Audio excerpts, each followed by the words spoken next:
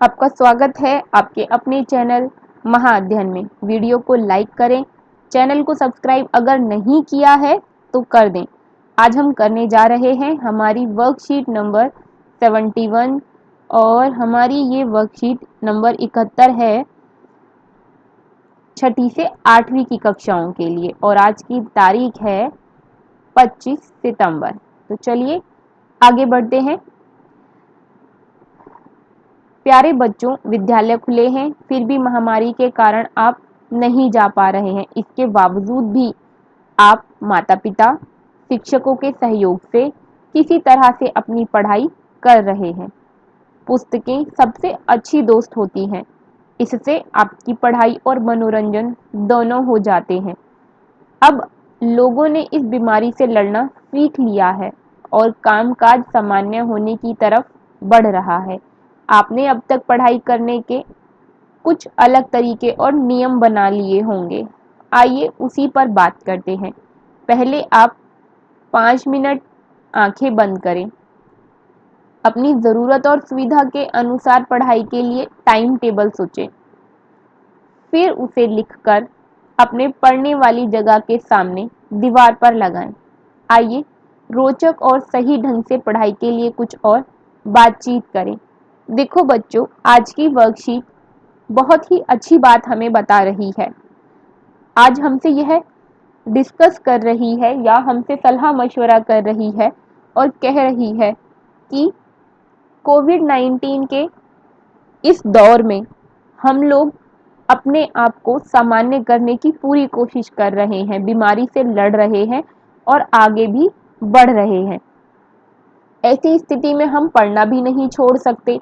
जब हम सभी काम कर रहे हैं तो पढ़ाई भी हमारी सुचारू रूप से चलनी चाहिए और पढ़ने के लिए अब तक हमने नए-नए तरीके निकाल लिए हैं। इसके लिए हमें हमारे माता-पिता, शिक्षकों का पूरा सहयोग मिल रहा है। तो आज हमसे हमारी वर्कशीट ये कह रही है कि अगर आप बैठकर अपना काम करते हैं, पढ़ाई करते हैं और वह पहले जैसी अगर है तब भी और अगर पहले जैसी नहीं है तब भी, दोनों ही स्थिति में एक बार आप 5 मिनट आंखें बंद करके बैठें और अपनी ज़रूरत के हिसाब से और सुविधा के हिसाब से सोचें और सोचकर एक टाइम टेबल तय करें कि हमें कब पढ़ने बैठना है, कब कौन सा काम करना है, कितने बजे करना है, किस तरह करना है। ये सब बातें सोचें कि अगर काम में कठिनाई होगी तब हम क्या करेंगे, कैसे करेंगे, कहाँ बैठकर हम पढ़ रहे हैं, सब कुछ और उसे लिखकर तैयार करके जहाँ आप बैठकर पढ़ते हैं उसके सामने वाली दीवार पर लगा लें। देखते हैं आज और क्या खास बातें हमसे पूछी गई हैं। आइए बढ़ते हैं। पढ़ाई में कौन-कौन सहायता करते हैं? अब आप बताइए आपको पढ़ाई में कौन-कौन सहायता करते हैं?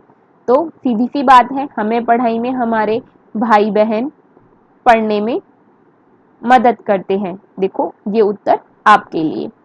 अगला प्रश्न है हमारा, आपके घर में आपकी पढ़ाई की जगह कहाँ है? इसका चुनाव करते समय आप किन-किन बातों का ध्यान रखते हैं? चुनाव करते समय, चुनाव करने का मतलब होता है चुनना।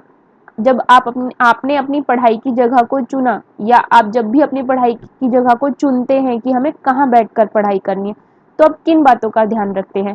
तो जब भी हम पढ़ने बैठते हैं तो हम बहुत सारी चीज़ों का ध्यान रखते हैं, जैसे वहाँ पे रोशनी है या नहीं, वहाँ पर एकांत है या नहीं, वहाँ पर किसी तरह का शोर तो नहीं आ रहा, हमारी सभी पुस्तकें वहाँ पर हैं या नहीं।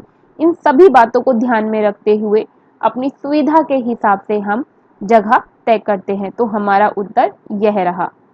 हम हमारे कमरे के कोने में हमारी पढ़ाई की जगह है। हम इस जगह का चुनाव करते समय इस बात का ध्यान रखते हैं वहाँ उचित प्रकाश हो और शोर सुनाई ना दे। इसके अलावा आप और अन्य बातें भी लिख सकते हैं अगर आप चाहते हैं तो, जैसे मैंने अभी आपको बताया कि वहाँ पर हमारी किताबें रखी हैं या नहीं है, हम आसानी से अपनी किताबों के पास तक पहुँच सकें और इसी तरह की अन्य बातें।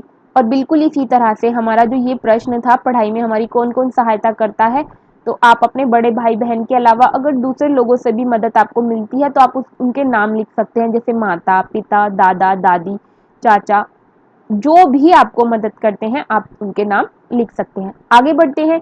हमारे साथ और कौन कौन पढ़ता है।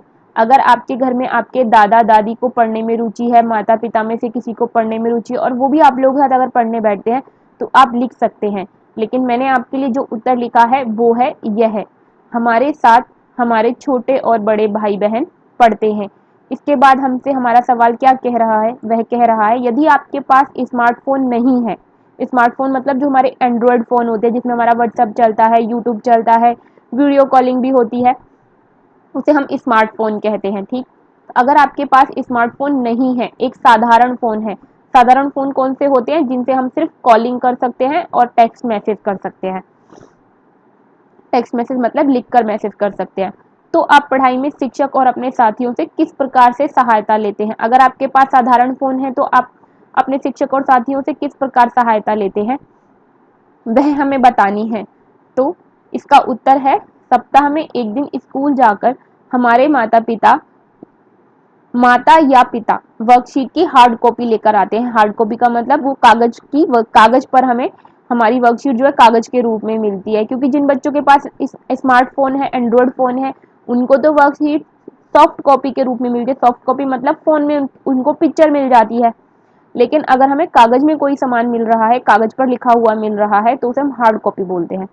उनमें से जिन प्रश्नों को करने में हमें कठिनाई होती है, उनके उत्तर हम अपने साथियों और शिक्षक से फ़ोन करके पूछ लेते हैं।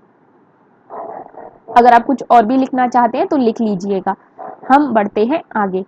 अगला प्रश्न हमसे कह रहा है कि आप विद्यालय नहीं जा रहे हैं, किस किस तरीके से आपकी पढ़ाई हो रही है और अपने शब्दों में उसे बताना है।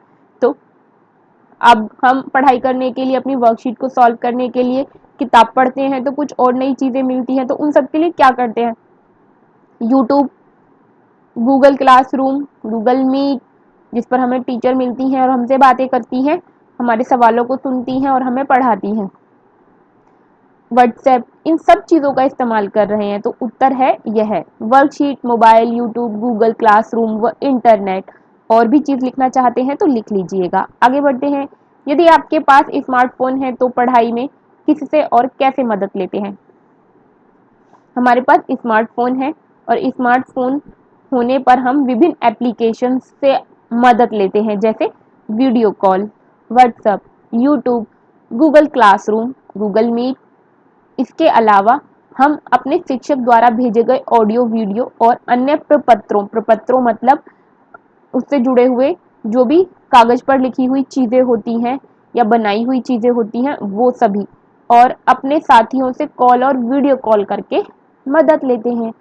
आगे बढ़ते हैं। पढ़ाई के बीच में आप अपना मनोरंजन कैसे करते हैं। पढ़ाई के बीच में हम अपना मनोरंजन करने के लिए इंडोर गेम्स हमने पढ़ी थी। इंडोर गेम्स आपको याद है, वर्कशीट हमने की थी इंडोर गेम और आउटडोर गेम के बारे में। वही इंडोर गेम जिसमें हमारे कैरम बोर्ड, लूडो आदि शामिल हैं। तो हम इंडोर गेम खेलते हैं, संगीत सुनते हैं, टेलीविज़न आदि देखते हैं और अपना मनोरंजन करते हैं। तो यह रहा आपका उत्तर। मैं उम्मीद करती हूँ बच्चों आपको यह वर्कशीट अच्छी लगी होगी और आपके लिए सहायक सिद्ध हुई होगी। अगर आप चाहते हैं इसी तरह की वीडियो आप देखते रहें, आपको देखने के लिए मिलती रहें, आपके उत्तर में आपको मदद करती रहे, तो वीडियो को लाइक करना बिल्कुल मत भूलिएगा। अगर आपका कोई सवाल है तो आप उस सवाल को वीडियो के कमेंट बॉक्स में ज़रूर लिख दें। वीडियो को देखने के लिए थैंक यू।